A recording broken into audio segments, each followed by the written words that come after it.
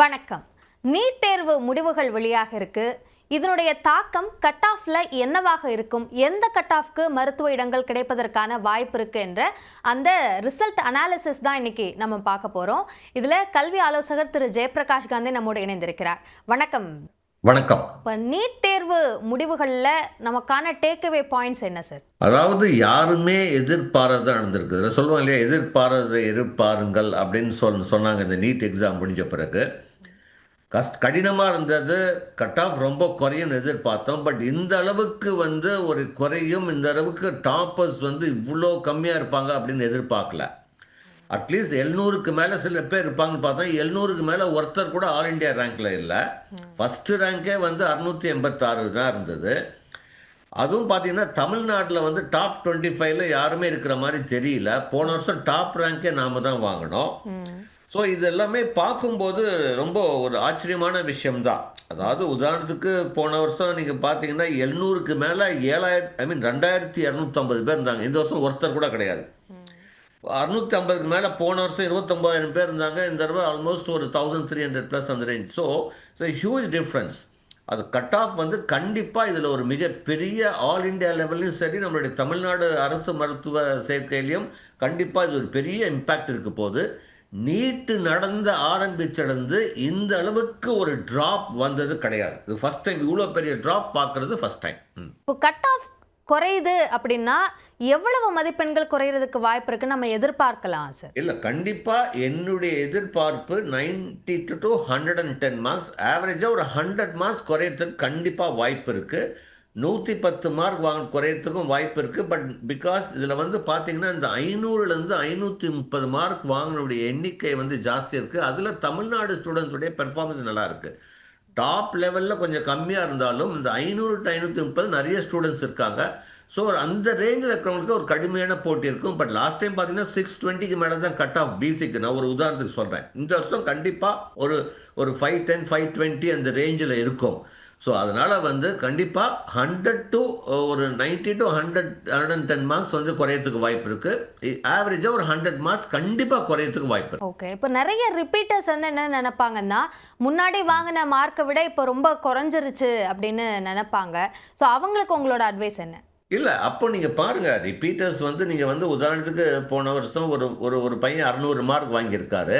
இப்போ அந்த 600 மார்க் போன வருஷம் அவருக்கு கிடைக்கிறதுக்கு வாய்ப்பு இல்லை, பிசியாக இருக்கிறது. இப்போ இந்த வருஷம் அவர் ஒரு 550 மார்க் வாங்குறது இந்த வருஷம் கிடைக்குமா இல்லையா? போன வருஷத்துக்கு ஒரு 50 மார்க் கம்மியாக இருந்தாலும். ஸோ அவங்க அப்படி தான் பார்க்கணும் வழியே. கண்டிப்பாக இந்த வருஷம் ஒரு கடுமையான ஒரு எக்ஸாம் இருந்தது. எஸ்பெஷலி அந்த ஃபிசிக்ஸ், அந்த இம்பேக்ட் நல்லாவே தெரியுது. பட் இப்போ நாங்கள் என்ன சொல்கிறோம் ஸ்டூடெண்ட்ஸுக்கு அப்படின்னா, நிறைய ஸ்டூடெண்ட்ஸ் இப்படியே பேரண்ட்ஸ் பார்க்குறது சார் ரிப்பீட்டர் போகலாமா இந்த தடவை, சப்போஸ் கிடைக்கலன்னா. இப்போ உதாரணத்துக்கு ஒரு 500 கீழே மார்க் வாங்கியிருக்காங்க அப்படின்னா கண்டிப்பாக ரிப்பீட்டர்ஸ் போகலாம், தப்பு கிடையாது. ஏன்னா இன்றைக்கி மருத்துவங்கிறது ஆல்மோஸ்ட் 70% மாணவர்கள் ரிப்பீட்டர்ஸ் தான் மருத்துவ சேர்க்கையில் நம்ம தமிழ்நாட்டில் இது பண்ணுறாங்க. ஸோ அப்படி இருக்கும்போது கண்டிப்பாக இது ரிப்பீட்டர்ஸ்க்கு ஒரு பாடமாகவும் இருக்கலாம். நாம் எப்படியும் நினைக்கிற மாதிரி கிடையாது. டஃப் ஆனிச்சுன்னா it will be very tough காம்படிட்டிவாக இருக்கும் அப்படிங்கிறது ஒரு நல்ல ஒரு எடுத்துக்காட்டாக சொல்லலாம் இந்த வருஷம். ஓகே. இப்போ ஏதாவது கீயும் சேர்த்து ரிலீஸ் பண்ணியிருக்காங்க, ஆன்சர் கீயும். அதில் ஏதாவது முரண்கள் இருக்கா?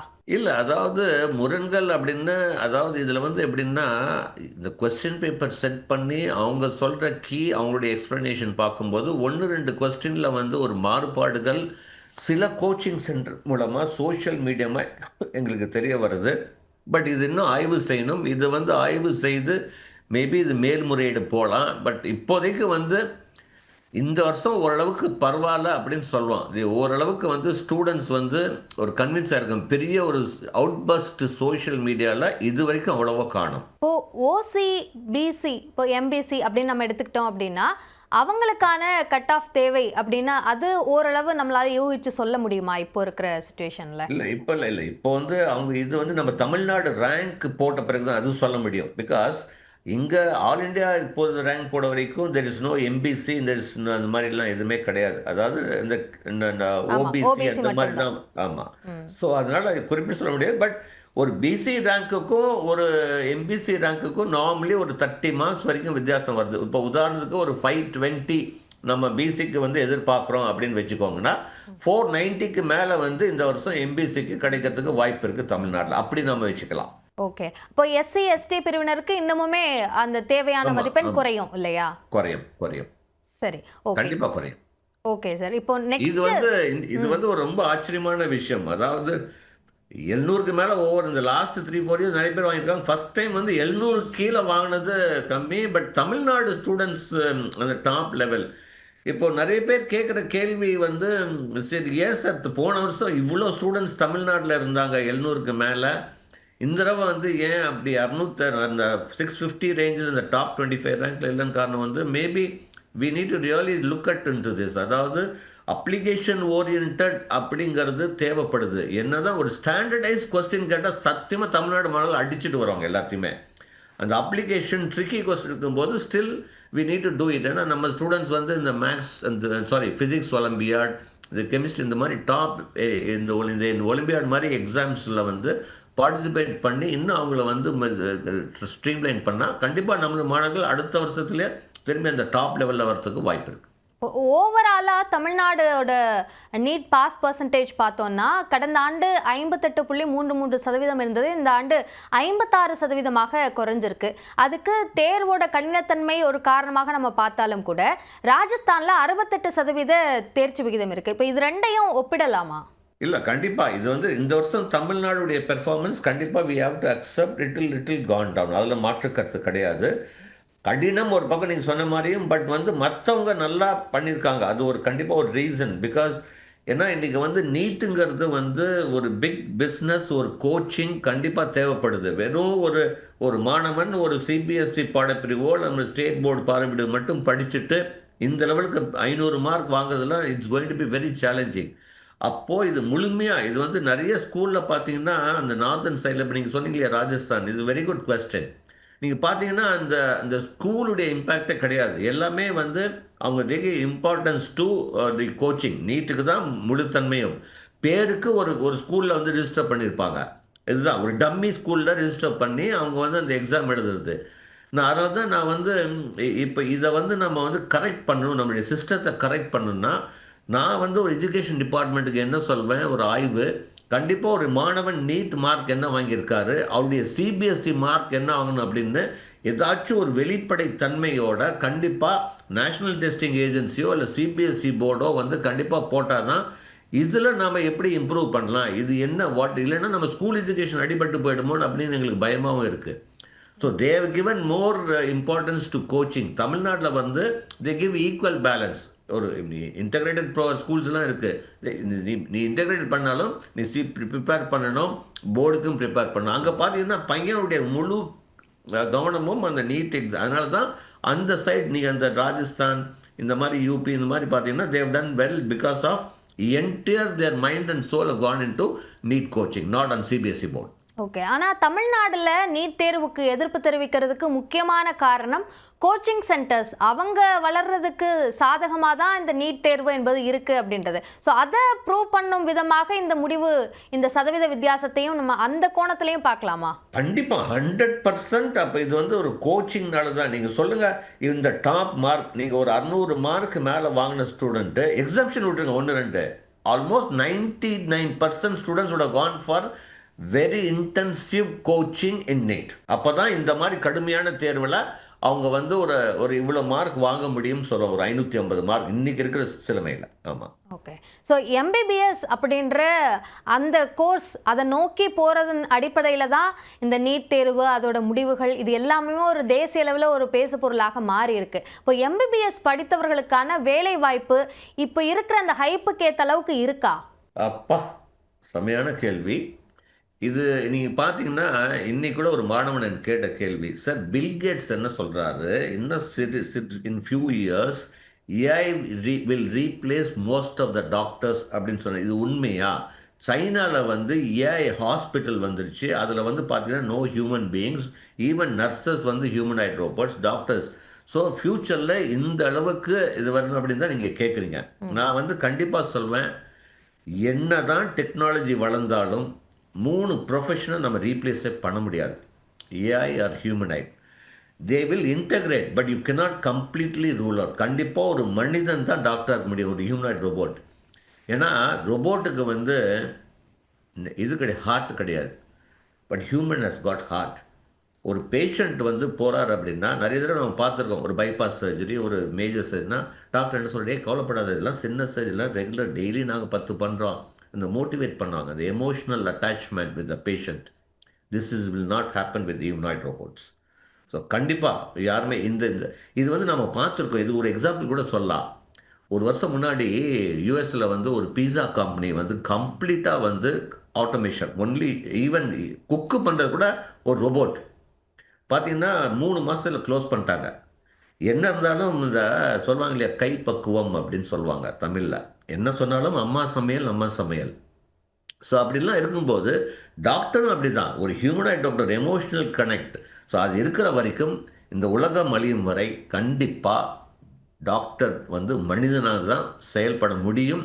நல்லா ஒரு ஒரு கிரியேட்டிவாக ஒரு ப்ராப்பர் சர்வீஸ் பண்ண முடியும்னா ஒரு ஹியூமன் டாக்டர் தான். AI doctor cannot do it. Okay, இப்போது டாக்டர் அப்படிங்கிறவங்கள வந்து நிச்சயமாக ரீப்ளேஸ் பண்ண முடியாது அப்படின்றதுல வந்து மாற்று கருத்தே இல்லை. என்னுடைய கேள்வி என்ன அப்படின்னா, இப்போ எம்பிபிஎஸ் 5 ஆண்டுகள் படித்து முடித்த உடனேயே ஒரு மாணவருக்கு வேலைவாய்ப்பு கிடைக்குதா, அல்லது அதற்கு மேற்படிப்புக்கு போக வேண்டிய கட்டாயம் மருத்துவத்துறையை தேர்வு செய்கிறவங்களுக்கு இருக்கா? இது வந்து கண்டிப்பாக காம்படிஷன் வில் பி ஹை. அதில் மாற்றுக்கிறது கிடையாது. முதல்லாம் வந்து ஒரு டாக்டருங்கிறது ஓகே ஈஸியாக வி கேன் கோ அப்படிங்கிறது. இப்போ வந்து தெர் வில் பி காம்படிஷன். எப்படி ஒரு இன்ஜினியரிங்க்கு ஒரு டாப் லெவல் சேலரிக்கு ஒரு காம்படிஷன் இருக்கோ, கண்டிப்பாக எம்பிபிஎஸ்க்கும் இருக்கும். Because more number of seats are getting increased every year. அடுத்தது நீங்கள் பார்த்தீங்கன்னா கண்டிப்பாக எம்பிபிஎஸ் மாதிரி படிக்கும்போது கண்டிப்பாக ஒரு போஸ்ட் கிராஜுவேஷன் அண்ட் ஸ்பெஷலைசேஷன் கண்டிப்பாக, எந்த ஒரு மருத்துவ படிப்பு ஆகட்டும் இல்லை எந்த ஒரு மருத்துவ சார்ந்த படிப்பு இருந்தாலும் ஒரு போஸ்ட் கிராஜுவேஷன், மேல் படிப்பு, ஸ்பெஷலைசேஷன் தேவைப்படுது. வெறும் எம்பிபிஎஸ் வச்சுட்டு நான் வந்து சர்வே ஆக முடியாது கிடையாது. ஒரு பிரைமரி ஹெல்த் சென்டரோ இந்த மாதிரி ஹெல்த் சென்டரில் வந்து கண்டிப்பாக வேலை கிடைக்கும், பண்ணலாம். But they want to grow, they have to have a post graduation, specialisation கண்டிப்பாக இருக்கணும். It's a long career. கண்டிப்பாக வெறும் 5 வருஷம் 6 வருஷம் கிடையாது. You need to do it up to 10 to 11 years. அந்த ஒரு இது கண்டிப்பாக இருக்கும். இன்னும் அது ஜாஸ்தி ஆகிறதுக்கு தான் வாய்ப்பு ஜாஸ்தி. இப்போது இறுதியாக ஒரு கேள்வி, இப்போ நீட் தேர்வு முடிவுகள் வெளியாகிடுச்சு, அடுத்து செய்ய வேண்டியது என்ன? இப்போ இந்த வருஷமே அதை ப்ரொசீட் பண்ணலாமா, அடுத்த வருஷம் மீண்டும் பயிற்சிக்கு நம்ம உள்ளாக்கப்படணுமா அப்படின்ற முடிவை எந்த அடிப்படையில் மாணவர்களும் பெற்றோர்களும் எடுக்கலாம்? கண்டிப்பாக அகைன் ஒரு மாணவன் வந்து ஒரு 400க்கு மேலே வாங்கியிருந்தா அவன் வந்து ஃபஸ்ட் அட்டம்ப்டில் 400க்கு மேலே வாங்கினா கண்டிப்பாக ரிப்பீட்டர் அவனாக செய்யணும். பேரண்ட்ஸ் தயவு செய்து ஃபோர்ஸ் பண்ணாதீங்க. என்றைக்குமே ஃபோர்ஸ் பண்ணக்கூடாது இந்த ஏஜில். அவனா வந்து ஓகே அப்பா அம்மா நான் வந்து இன்னொரு தடவை படிக்கிறேன், இந்த வருஷம் நான் இந்த டஃப்லேயே நான் 400 மார்க் மேலே வாங்கியிருக்கேன், அடுத்த தடவை கண்டிப்பாக நான் வாங்குவேன் அப்படிங்கிறது அது பண்ணலாம். Second time third time repeat போகிறது as a educational consultant I don't suggest. ஒரு தடவை ரிப்பீட் பண்ணலாம், தப்பு கிடையாது. 2வது 3வது தடவை பண்ணும்போது கண்டிப்பாக அது வந்து ஒரு பெரிய சக்ஸஸாக மாறுதுன்னு கேட்டிங்கன்னா ஒரு கேள்விக்குறி. That's what the statistics show to us. So அதனால் ஒரு தடவை வந்து பண்ணலாம், அதுவும் 400 மேலே. சார் ஃபஸ்ட் டைமே நான் வந்து ஒரு 150 மார்க் தான் வாங்கியிருக்கேன், 100 மார்க் தான் வாங்குகிறேன். அவங்க வந்து ரிப்பீட்டட் பண்ணுறது எனக்கு தெரியல, நான் முடியாதுன்னு சொல்ல கிடையாது. But it'll be very very challenging. ஒரு 400 மார்க் வாங்கினோம் 550 மார்க் வாங்க முடியும். பட் அதே 150 மார்க் வாங்கணும் 550 வாங்கணும்னா it's going to be very challenging. முடியாதுன்னு சொல்லலை, சேலஞ்சிங் ஜாஸ்தி. ஸோ அதனால் வந்து அடுத்தது பிளான் பி. நான் எப்பவுமே சொல்கிறேன், மருத்துவம் ஒன்று தான் சாய்ஸ் கிடையாது. நீங்கள் மேக்ஸ் வச்சுருந்தா you can come in to related engineering also. அதனால தான் இந்த வருஷம் இன்ஜினியரிங்கில் இந்த நீட்டுடைய இம்பேக்ட் இருக்குன்னு சொல்லி தான் பிளான் பியை நிறைய ஸ்டூடெண்ட்ஸ் வந்து இன்ஜினியரிங் அப்ளிகேஷன் போட்டிருக்காங்க. இந்த வருஷம் நீங்கள் பார்த்துருப்பீங்க, ஆல்மோஸ்ட் 270 மேலே, ஆமாம் மேலே டச் ஆகிடுச்சு. ஸோ அந்த பிளான் பி இருக்கலாம். இல்லை இன்ஜினியரிங்லேயே மெடிக்கல் சார்ந்து, இப்போ நீங்கள் ஐஐடியில் கூட மெடிக்கல் சயின்ஸ் அப்படின்னு தனியாக ஒரு கோர்ஸ் ஆரம்பிச்சிட்டாங்க. பயோ டெக்னாலஜியில் வந்து huge development due to digital biology அப்படின்னு ஒரு ரெவல்யூஷன்ஸ் வந்துட்டுருக்கு. ஸோ அந்த மாதிரி கூட கொஞ்சம் மாற்றி யோசிக்கலான்னு சொல்கிறோம். ஸோ ஆப்பர்ச்சுனிட்டி இருக்குது, only not medical. If you not first choice மெடிக்கலாக வச்சுக்கோங்க, இல்லைனா please think about plan B அப்படின்னு சொல்கிறோம். இணைப்பில் வந்து நீட் தேர்வு முடிவுகள் சார்ந்த நிறைய பகுப்பாய்வுகள் எங்களோட பகிர்ந்து கொண்டீர்கள். நன்றி திரு ஜெயபிரகாஷ் காந்தி.